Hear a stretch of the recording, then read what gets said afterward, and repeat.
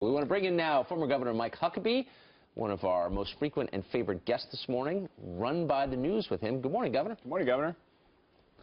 Good morning. Great to be with you guys on a Labor Day weekend.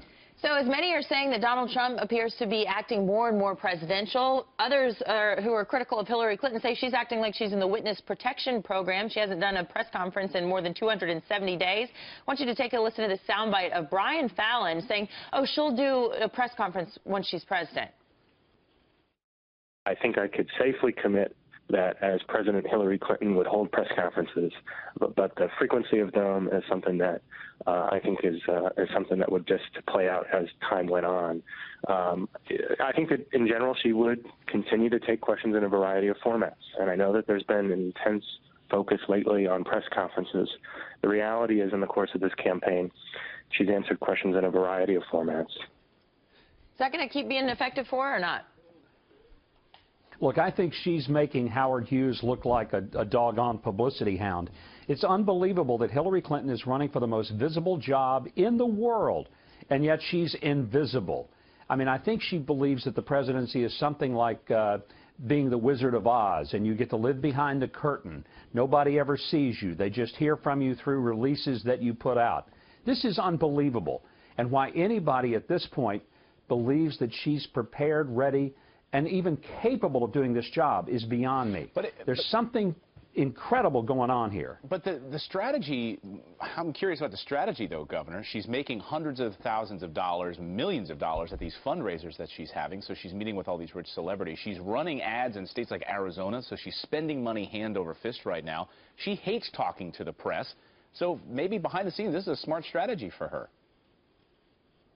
Well, if it is, then it's the death of American politics as we know it, because it used to be that candidates went out and had to make their case. They had to answer questions. They had to be available.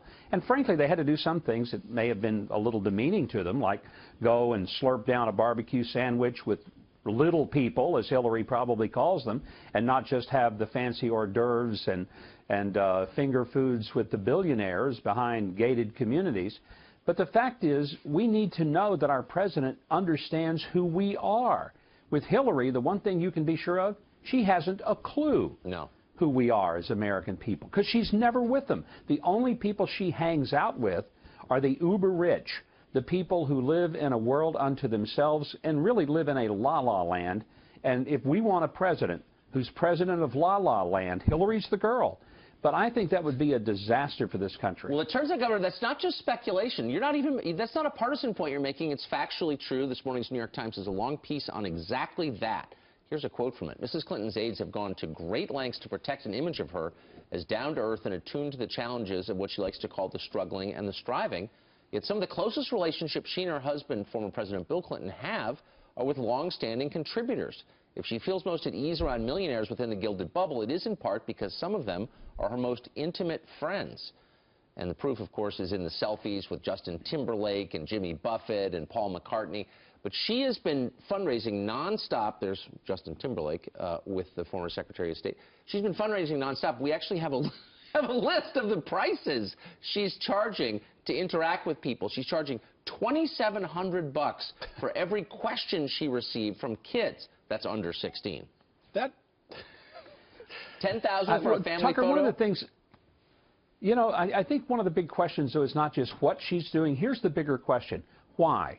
Why is she so afraid to answer questions from anyone that hasn't been scripted, pre-approved, checked, double-checked, triple-checked, and threatened with a gun to their head if they go off script? I'll tell you why. Because she's afraid of having to face what she has done as Secretary of State, as relative to the Clinton Foundation. These are questions she cannot answer truthfully.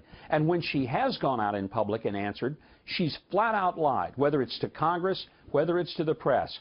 So she can't afford to be out there talking, because everything she says is going to be revealed as being untrue. And that's a terrible place for someone to be if you want to be the leader of the free world, and especially if you want to be President of the United States, the person who's supposed to preside over free speech, over integrity, honesty, transparency. She just can't do it. She's not up to the job.